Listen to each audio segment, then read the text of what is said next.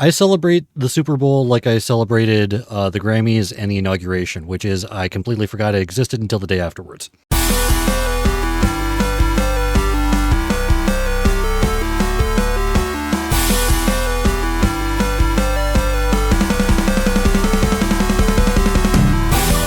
Hello and welcome to the Part-Time Gamers, the gaming podcast for people with full-time lives. I'm Cyranex, clocking in with my good friend, 9 of 12. Hi there. Hi. So I don't anticipate, Theo's out tonight. Apparently there's some kind of event going on. I think it's some kind of offshoot of falconry, because it's called the Superb Owl. I'm not entirely sure what this is all about, but apparently he's throwing a party for it, and it seems to be a thing today. So September might be getting updates throughout the show. If I start yelling, yeah, when she starts cheering or booing or whatever during the show, we know that it's not. Hopefully, it's not about a comment I make, and it's more about an update that she gets. But like I said in the pre-show, I'm celebrating this event the same way that I celebrated the inauguration and the Grammys, which is to completely forget its existence until the day afterwards. So cool. I'm more interested in the ads, and there are memes. So many people streaming live right now. I'm definitely in the minority in the nerdity here, in that I was watching the game. Yeah. I mean, I don't know. I think since I've been out on my own, I don't think I've watched the game, just because it's so far off my radar that is I'm about 98% sure I have ADHD. I still haven't been able to get diagnosed, but one of the components of it is time frames are a little weird. And I've heard it described that people with ADHD have two time frames, now and not now. So if it's not now, it's completely out of my head. So I didn't even know that it was Super Bowl Sunday until literally probably about this morning. So it's so far off my radar. Don't you? It's everywhere though. It's on the internet. It's on the TV. It's on driving down the street. Everybody's selling, open places are open that aren't normally open. If you went to the grocery store, the sales are on for it. Kind of hard to miss. Literally, other than work and home, I don't think I've been anywhere in the last month. So, and I don't watch, I don't follow the sports all the time or anything. It would be untenable because nobody else in my house cares. Yeah.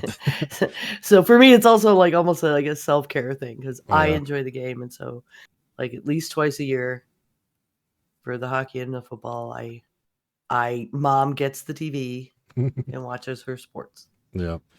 And I'm all for that. That's cool. Sports aren't a thing for me. So it's a thing. Anyways. I used to play a lot. I loved it. Yeah. I played with the neighborhood. I haven't played a whole lot of sports either. The girl in the neighborhood that played sports with the neighbor boys. Cool. Brr. All right. But with that, let's go ahead and get back to work. Morning break is over. Morning break is over. All right. So we are officially starting our new theme for this month. Last week kind of tied into it, even though it was technically the end of our theme from last month. But this month's theme is Game Pass games. So all of the games that we're going to be talking about this month can be played, or on Game Pass, are able to be played on PC and console. And that even includes Xbox One. So I went through each of these, and it can be played all the way back to Xbox One, not just X and S. And it can be played on PC.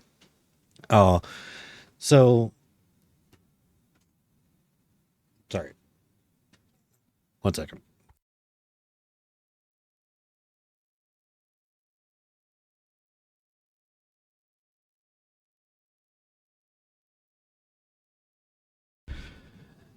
Sorry.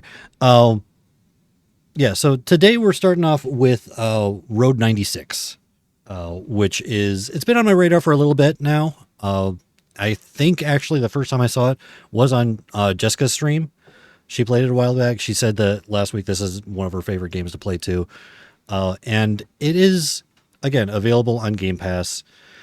Developed by Digix Art and published by Deep Silver. I think that might be... So the publisher was a little bit weird because it has multiple entries because it's on multiple different platforms. So the one that I saw on Steam, at least, was Deep Silver.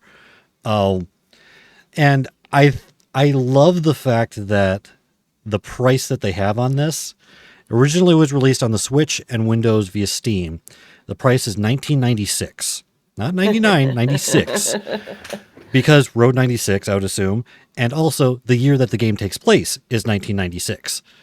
So I thought that was a really funny nod that they did for the pricing for that. Unfortunately, they did not carry that over to PlayStation and Xbox, where it's just $19.99. Lame. Anyway, But Game Pass, it's fine. Yeah. But as I said, it's available on Game Pass PC and console. Oh, so this game is very interesting. It has a very, very, it has a style to it. It's difficult to even describe it. I have some gameplay footage of it up now, but it's definitely got a style to it. I can't even really describe how it is. It's almost a retro look to it. Not It's very 96 setting wise, and I feel like the graphics too, like, was that on purpose? Yeah, I think so. I mean, like, even like the scene I'm showing right now is on an old TV, CRT TV and everything. So you have the scan lines and everything like that on it. The little bit of distortion. Well, and animations, while, like, think about X-Men 97, right? Same period. Yeah. Like, the drawing style has like a mid 90s cartoon look. Yeah. I think it'll go like that. So one thing that's kind of unique about this, interesting about this game is it's a narratively driven game. There is a storyline being told, but at the same time, it's a little bit choices matter, and it's a little bit roguelike. Because you're playing as these missing children who are trying to escape this authoritarian government in this country called Petria. And so you're just trying to hitchhike your way up north, eventually reaching the aforementioned Road 96, which is the road that leads out of the country into out to the north. Through this Trying to mountain, get across the border. Yeah, through this mountain pass, and it is. I would admit this is a very politically charged game at times, because it's literally you're trying to escape this, like I said, this authoritarian government led by this the president Tyrek, and so you're it's all procedurally generated, which I think is really cool. You can get, as you're continuing on, each run is different because you can get different events in different orders, and so on and so forth. There are 8 reoccurring characters that are important to the storyline, though, and they each have their own different events that you could get. All of them except Zoe, who is actually the character is on the screen right now. Zoe has the least number of events, and they always happen in the same order. At least for her, they don't always happen sequentially, but they happen in the same order eventually throughout your run, or multiple runs, I should say. So, but everyone else, their events can happen at any time in different orders, depending on what kind of circumstances you're traveling in. Like, some of them will only activate if you have a car. Some of them will only activate if you're hitchhiking. A couple will only activate if you call a taxi and, or get to the bus and everything like that.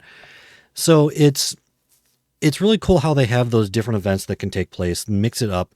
That's kind of the roguelike part of the roguelike element to it, is the runs are not always the same. So as you're hitchhiking, as you're trying to travel to the border, basically there's kind of 3 outcomes. You can either make it across the border to safety, you can get arrested at either at the border or before the border, or they can just flat out kill you. Like there's instances where you just get shot and killed. And that depending on when and what happens to you, like if you get arrested or are killed before you reach the border, it does. There's not necessarily a fixed number of episodes. So there's I believe a minimum of 6 episodes that you can go through. And so basically, if you're successful every time and getting across the border, you can finish the game in I believe as little as 6 attempts, 6 playthroughs. If you're unsuccessful, if you get arrested or killed before you reach the border, then it'll basically it'll increase the number of episodes you have. And I think I saw that I believe the minimum is 6, and I think the maximum is 12. Something like that, I think, is the case. So it's surprisingly well done in the fact that you have these different runs, like integrating the story and the roguelike elements, I think is very well done.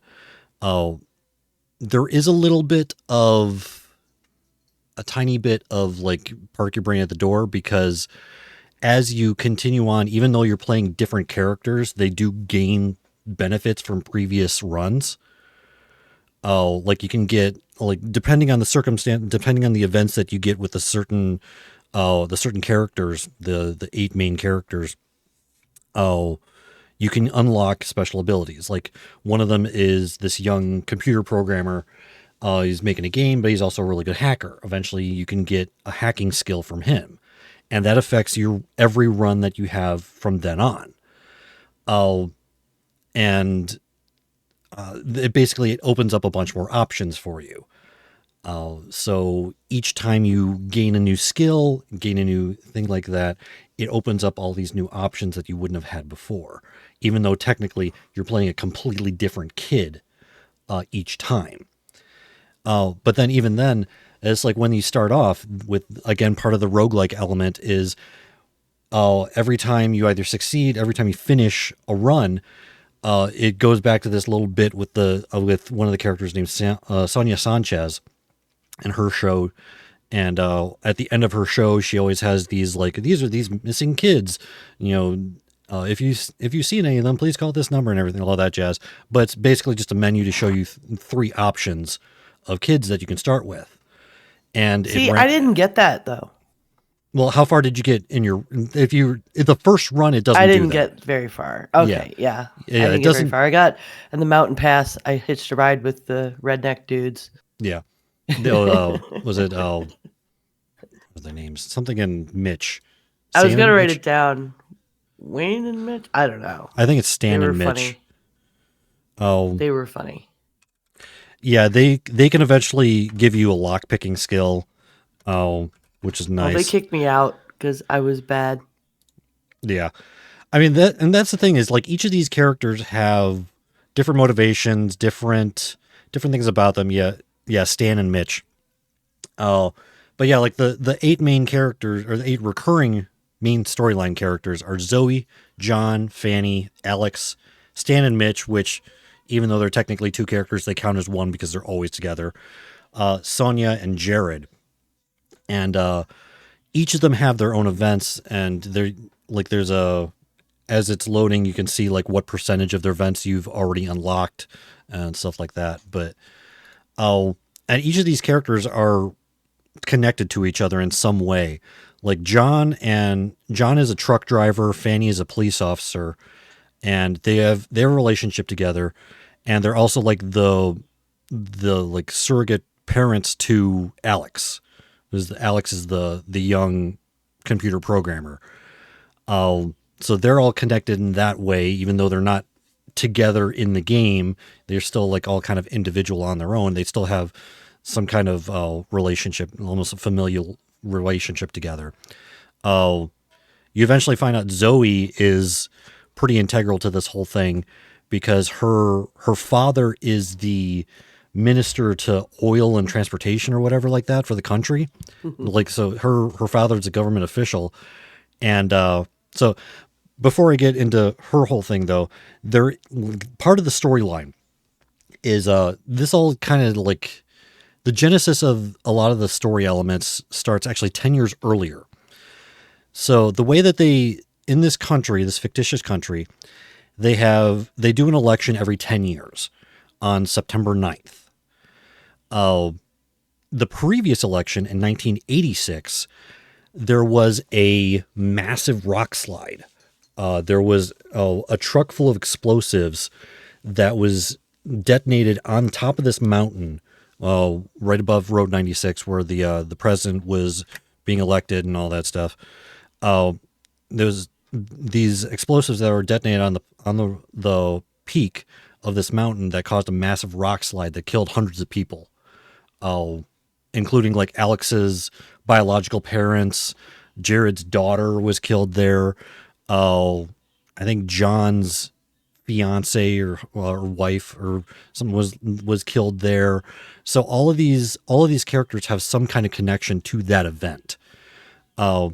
Zoe's connection is, well, actually, originally the explosives were thought to be an assassination attempt against the president, who he's a tyrant. You know, he's very tyrannical. So there was this group called the Black Brigade that has been trying to kill him for a while now. And the explosives originally were attributed to the Black Brigade. Zoe has documentation that shows that it was actually President Tyrek that ordered the detonation of the explosives. Originally, they were from the Black Brigade, but they never got to use them. And ultimately, it was President Tyrek that ordered the explosives to be detonated. He's the one responsible for all those deaths. That's the documentation that Zoe has through her dad. Shit. So yeah, so there's this whole like government conspiracy storyline going on. Like Jared's here, I think I'm hearing cats scratching over there. Sorry. Anyways, Jared has this whole vendetta against Sonia because Sonia is a television personality, reporter, and everything. And I'm assuming there was a touchdown. No, another field goal though. Philadelphia's up 40-6, and there's like 8 minutes left in the quarter. So about 4 more hours. 20. Yeah. Okay. But yeah, Sonia is a TV personality and a reporter, and she was reporting at the event, and was like, I think had an opportunity to save Jared's daughter from the avalanche and didn't. So Jared, after that, in his grief, Jared became a serial killer, and he's a cab driver. So he like people who come to his cab. Oh, is he the creeper that you're like watching out for Sonia? Yeah. So his main goal is to kill Sonia. Spoilers, everybody. Yeah. Oh, by the way, spoilers. Yeah. Now, granted, depending on how you play this, like eventually you'll get all of this. The choices matter elements of this is there are 3 different endings that you can get at the end, depending on which choices you make throughout the game. But yeah, eventually you'll get all this information. But yeah, sorry, spoilers. I probably should mention that. But yeah, I think it's very interesting how all these different characters and all these different events kind of just seem somewhat random at times, but all still linked together through these characters and these events. And also just the different elements that like, okay, there's certain things that you can do if you have enough money, or if you have enough energy, or if you have lock picking skill, or it just the options open up more and more as you play the game. Excuse me, which is really nice. It's the whole roguelike elements to it. But Yeah, like the endings that you can get to eventually. One is revolution, one is election, one is escape. And they're all kind of symbolized by different symbols on the dialogue choices with these different characters. But like basically with like revolution, there is another candidate that's kind of the closest candidate to taking over Tyrek. I believe her name is Flores, and if you go like the revolution route, you basically still you don't believe that voting is going to matter at all. That the only way that you're going to get rid of Tyrek is through force.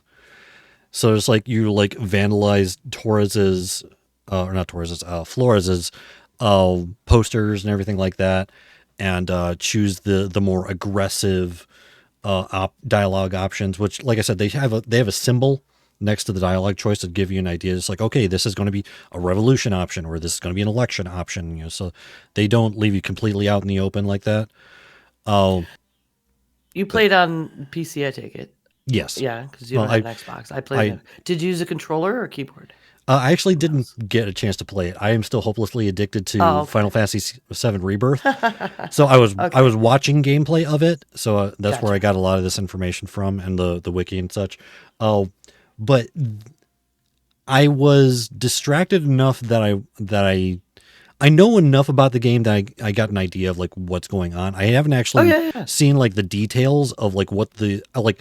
I just have a brief overview of what the endings actually are and everything, but I have no idea how to get them per se. Well, and you've seen more than I have, and know more than I do. But I played.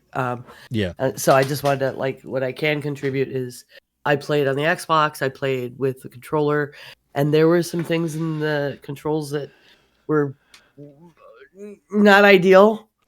Yeah. Stuff with moving your character around and then moving the camera is fine, except when you're trying to choose your dialogue choice, you kind of have to like look up and down and get it there to choose it, where they could have very easily just let you use the cross, the X key, what is that called?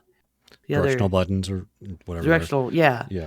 To just choose and then enter instead of having to use your joysticks to get to the right choice. And that's like annoyingly distracting when you're in something that's such a story. Yeah.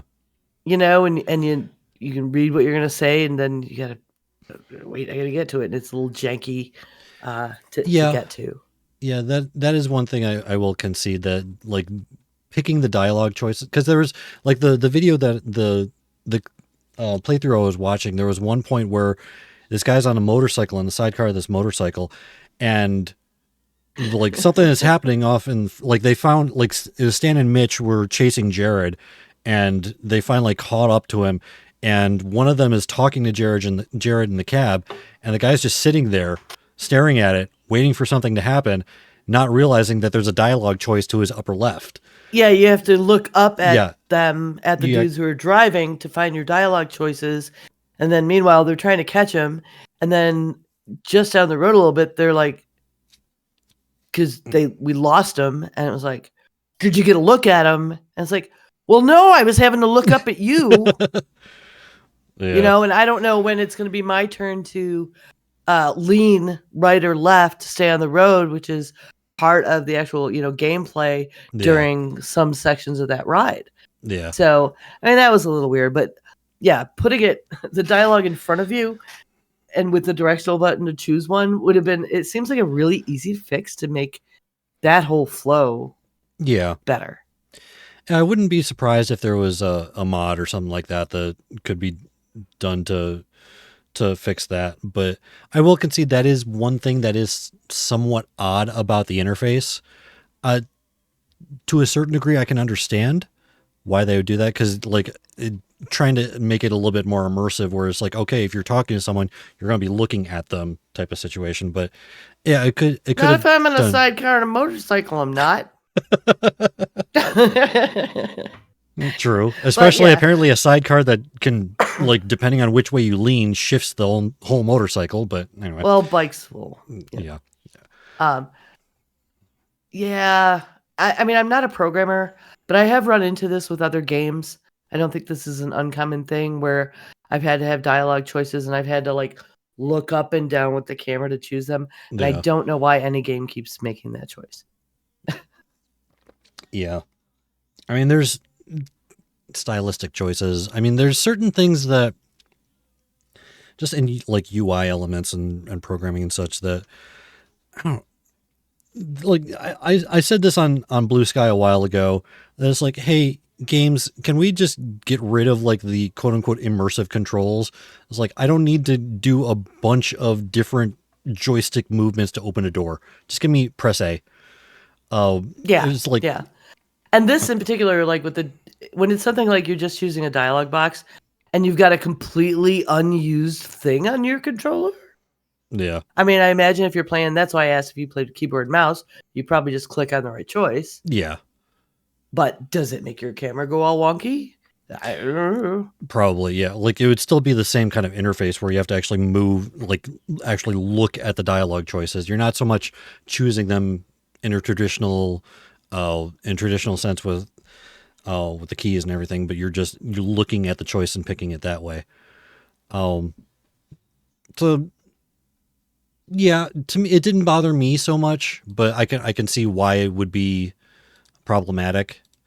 I did exactly the same thing you described that the Yeah. playthrough you watched through did, though. I'm like, gosh, this Mountain Pass, this is a really long ride for a hitchhike. I wonder. Yeah. There was just nothing happening for the longest time. I had to look over. Yeah. Yeah, they don't necessarily make it super obvious. Like even just an indicator is like a little arrow saying, "Hey, you got stuff to look over here." Yeah. Even something like that would have been helpful. But yeah, I can understand kind of both ways. It's inconvenient until you realize what's going on. Yeah, and then Yeah. it's only annoying because you have to Yeah, when you're trying to do bob your head around basically just to get to the next part of the dialogue. Yeah. But yeah, overall, I mean, this isn't a super long game. The full playthrough that I was watching was, I think, a little less than 6 hours. But there definitely is some replay value to it, because of the different endings, the different order of them, and I don't think it's actually like I'm not sure how likely it is to actually get all of the events with each of the 8 characters on a single full playthrough. I don't know. You might actually, to see all the events, you might have to play multiple times. I don't know. So it has a little bit of replay value in that way with both the roguelike and the choices matter options and such. But it's not super long. It definitely gives you a lot of off ramps to take a break. Like you complete a run, okay, you can stop, take a break before you start the next one, everything like that. So for the part-time gamer aspect of it, I think it works really well that way. Again, Game Pass, PC and console, definitely worth a shot there. This is on my list of games to actually to play. It's just I don't have a whole lot of time right now, and It was fun. I'm definitely going to go back to it and go through some more, even with the little bit of the control annoyance I was having. I can get past it. Yeah, because definitely getting used to it. Yeah, the story definitely gets pretty intense. Like especially once you get to the border. Because then it's like you have a couple options of trying to get across the border, and like they're all dependent on your skills and like how much money you have. Like usually the first one you go to is trying to hire a coyote to get you across the border. And it's like, and both the playthroughs that I saw, they didn't have enough money. So they get like halfway, they get like to the point where the coyote's going to try to bribe the guard and says, okay, I need the rest of the money. It's like, I don't have it. And it's like, I already gave you $50. Now you're asking for another $50. I don't have it. And they're just like, okay, see ya. Good luck. Dumb ways to die. Yeah. And it's like, so no! like, sorry. Another game. Yeah. But okay. It's like, yeah, there's trying to hire the coyote. You can like actually try to climb over the mountain yourself. You can like try to sneak into one of the semis trying to cross the border. There's a couple different options in trying to get across the border, and unless you have the right tools at your disposal, a lot of them don't end well. There's the possibility of you just flat out getting killed. In fact, like one of the Zoe events, one of the reasons why her events kind of take place in the same order all the time is because she's the one that has the most progression. She's also trying to escape through Road 96. And so there's one point where she's getting ready to cross the border, and like you and her are trying to just run through this facility to get across the border at the same time. And there's one point where she gets shot, and you have the option of either going back trying to save her, but you end up dying, you end up getting killed, but she lives, or you can just leave her die and you take off. And I like this kind of story, which is what's Yeah. going to bring me back. Yeah. I mean, it gets pretty intense at times because there's like Zoe can die. I think most of the other characters there's a possibility for them dying in certain events. This is a movie I'd watch. Yeah. I mean, right? Yeah, this is the conspiratorial stuff. And yeah. I think the story is very well done. I think the way that's told is very well done. Your place in the story, I think, is really good. Overall, I think this is a really well done game and really impressive. And there is a sequel to this as well that kind of tells the perspective of Zoe, tells her story, kind of getting those documents, those classified documents from her dad and everything, and trying to escape and everything like that. Because when you first see her in Road 96, she's already on the run. So Road 96 Mile Zero, which is the prequel, is her story of how she got on the run in the first place. So there is that as well. There actually is a bundle on Steam that has both of them. I don't remember how much it is, though. Check that real quick. I don't want to open Steam. It's not open already, so if I opened it, it might go, I'm choking your internet right now. Yeah. Oh, yeah, there's it's called Road 96 Mile Zero Full Journey bundle. It's on Steam for $27. So that's not bad. Again, though, Road 96 itself just is on Game Pass, so you can play it there as well. That should be a good reason to just try it. It's not a really long game. It's on Game Pass. It's worth it. It really is. I just found this game to be really impressive. That's one of the reasons why I wanted to talk about it when I first saw it. This has been on my radar for a while now, so glad to finally get the chance to talk about it. It was definitely a good one. Yeah. And this is Game Pass. Yeah, that is legitimately one of the reasons why I wanted to do Game Pass games, especially like PC and console, because I know that you don't have a PC, you have a Mac, so a lot of the games that we have on Steam can't necessarily, like, even if you are able to get them, you can't play them unless you do emulation or whatever like that. So I wanted to make sure that I gave you the ability to actually be able to play these games. Yeah, and like Game Pass is budgeted, you know. I can't do a lot of extra buying of games right now. Yeah. But yeah, so I thought this was our Game Pass. Yeah, I thought this was a good opportunity, good option for a theme. But I think that and let other people know, like if you've got Game Pass. Yeah, that too. You don't know what you're gonna try. It's an embarrassment of riches, and you've only got so much you can keep, on your machine. Yeah. Like I deleted some stuff, recently. Like I'm not playing that anymore. I'm not playing that anymore. Yeah. So I can put this on. Like Hades still sitting there. That's not going anywhere. Yeah. Oh, yeah. Definitely worth it. Definitely worth the time. Definitely worth it. All right, but with that, we do have some time, and we got a topic for water cooler talk. You get that thing I sent you? Yeah, I got it. So recently, because of just them being morons, frankly, uh, EA, the article that we have to kind of like jumpstart this conversation about live services. Former Dragon Age developers are not happy with EA CEO's suggestion that the Veilguard should have live service features. So the CEO of EA came out saying that they felt that one of the reasons that Dragon Age the Veilguard failed was because it did not have live service elements to it. That they originally had those planned and that they took them out at some point, and he feels that that's the reason that the game failed, not something else like the writing or other elements like that, or the fact that Dragon Age hasn't been relevant in like a decade.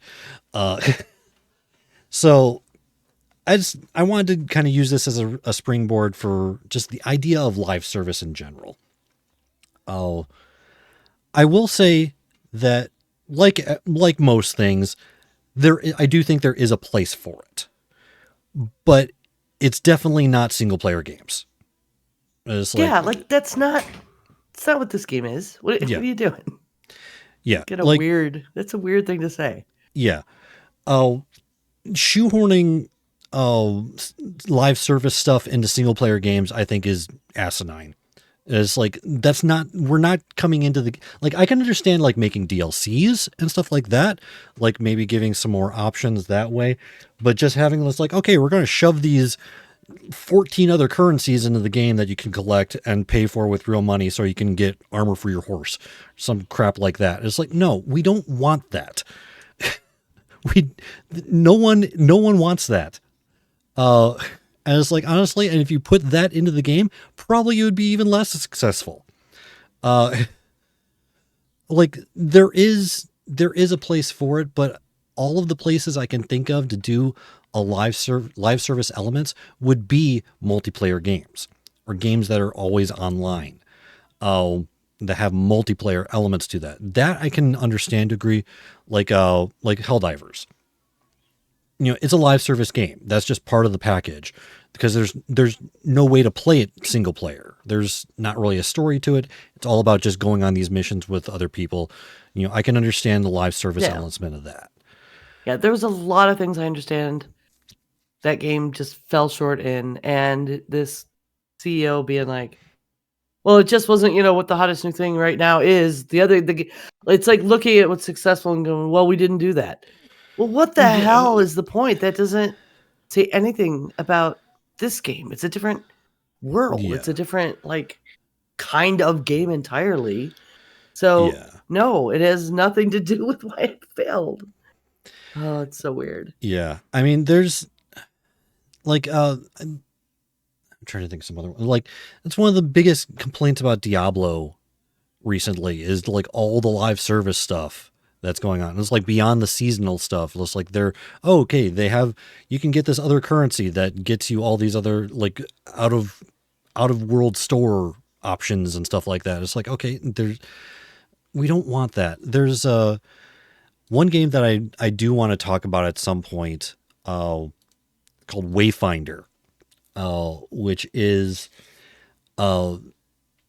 I can never pronounce his last name correctly, but it's from Joe Mad, who is the creator of Battle Chasers, that comic book series. And also he's done work on the Darksiders. Oh, was it Darksiders? I can't remember. Oh, he's done some work in some various games. And they did a game called Wayfinders, which originally started off as a live service game. And they eventually, because their publisher basically dumped them, they had to completely pivot the game and say, I was like, okay, all this live service stuff, we're taking out completely. It is now going to be basically just you can play it solo, you can play it with other people, but it's going to be basically a non-live service version of Diablo, like an adventure game. And I think it worked really, really well for them. It's just, you buy it once, You can play it. That's it. That's where you go. And it actually, I love the art style of it. Joe Mad's art style I love in general. Oh, but I think this is one of the instances. I'm not going to say it's the best game out there ever. Oh, but I love the characters. I love the art style. And it is, I think it's one of the more successful stories of pivoting and taking those live service elements out of a game and still having a game that works without those elements. But it's like, yeah, and also like an example of the exact opposite that has become the meme for the last year or so. Justice League, or not Justice League, Suicide Squad Kill the Justice League. That's a live service game, or at least it was before it bombed horribly because like we don't like, well, also because the gameplay itself just kind of sucked, but like that was intended to be a live service game. You know, being able to unlock new outfits and stuff like that through currency that you can get in the game or buy, out of the game and everything like that. It's just certain games can do it, but it's like just not like single player or even small number of like co-op experiences. Oh, it depends on the game, and I really don't like how there's a lot of developers and a lot of these publishers also that are just like, okay, we're going to try to just shoehorn these elements into the game just so we can continue making money off of it and end up just ruining the experience. Yeah. So, and again, just the whole have ideas of your own. Yeah. We can do more. I mean, yeah, like look at Baldur's Gate. They're still like top of the pile right now with Larian Studios, and they started off with just let's make a really good game. That is the starting point, and everything just kind of stems from that. I really do think that Larian, like from top to bottom, I think that is their philosophy. That is what they've shown with their games. That's what they've shown with their presence in general. From the top to bottom is we're going to start by making a really good game and go from there. And it's been really good for them. Even with their earlier stuff, was they weren't Pillars of Eternity, were they? No, they were Divinity. Divinity Original Sin. I played a little bit of that. It's a really good game. It's kind of like the proto Baldur's Gate. Just set in their own world. And that is really good. That's the pedigree that they have. So yeah, I think statements like this, where it's like because it didn't have live service games, why it failed, is just out of touch. That was weird and silly. Yeah, these big AAA studios. It's like, and more I hear stories like this, and I'm starting to agree with John Jagger's assessment of AAA games. John Jagger's from Core Podcast, where like AAA is failing because they are so focused on how can we make money from this that they fail to make a good game. There's like, I think the hubris is real, and it has them stuck in a non-viable place with how the industry has evolved. Yeah, I mean, so I'd agree with that too. Yeah, I mean, looking at like games awards, which take them with a grain of salt, I guess, but it's like some of the most successful games in recent memory are from independent studios, which, they don't have shareholders. There's like, they aren't being forced to shoehorn these financial plans into their games, and they're able to just make a great game. And it's like and they're becoming incredibly successful. Like, look at Balatro. Like, that game, that was a local thunk, probably became a millionaire like overnight because of that game. I mean, it's wildly successful. I have it. I've played it. It's basically, imagine poker meets Slay the Spire is basically what that game is like. And Slay the Spire is still arguably my favorite game of all time. So I mean, going through playing Balatro is just fun. Yeah. It's on my list, and it keeps going on sale, and I keep not being able to buy it. Yeah. The timing is bad. Yeah. But it's just being able to thanks for the superb owl update as well. But yeah, it's just I think more as the years go by, the AAA studios being run by shareholders are just becoming more and more out of touch with what gamers actually want to play. Because ultimately, it's like, no matter what your goal is, if you want to make money or whatever, you got to make a good game first. You got to make a game that people actually want to pay money for. Yep. So I just thought that was a little interesting topic to lament a little bit about, because yeah, AAA studios are becoming more and more dumb. Anyway. CEO out of touch. Film at 11. Yeah.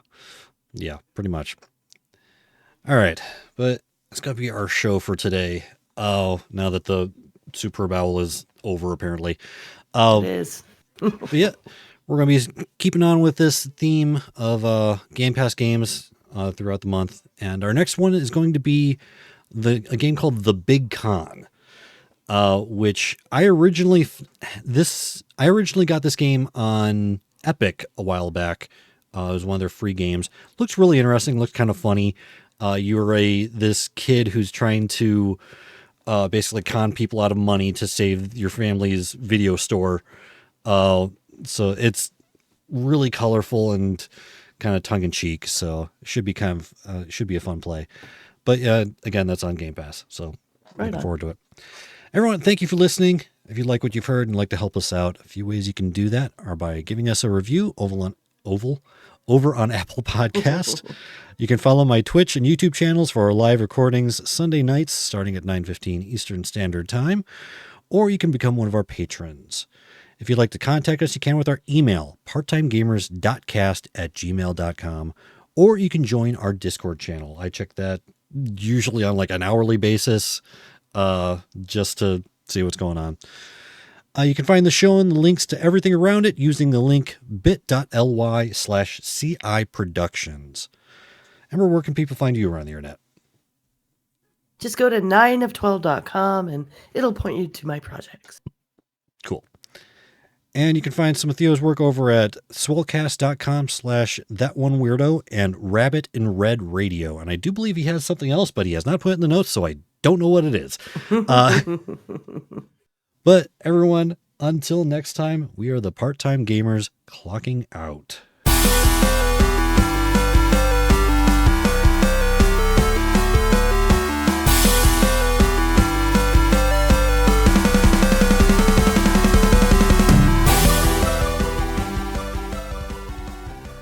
Diamond Club hopes you have enjoyed this program.